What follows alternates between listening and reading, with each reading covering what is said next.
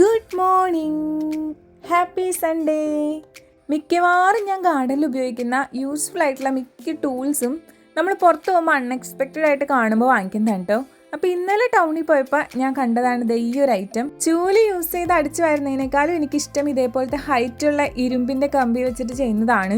അതാവുമ്പോൾ ഒത്തിരി കുനിഞ്ഞു കിടന്നിട്ട് അടിച്ചു വരണ്ടല്ലോ. നമ്മൾ ഈ ഹൈറ്റ് ഉള്ളവർക്ക് ഈ ചൂല് യൂസ് ചെയ്യുമ്പോൾ നല്ലപോലെ കുനിയണം, അപ്പോൾ അതൊരു ബുദ്ധിമുട്ടാണ്. അത് കാരണം എനിക്ക് ഇങ്ങനത്തെ ഐറ്റംസ് ആട്ടോ ഇഷ്ടം.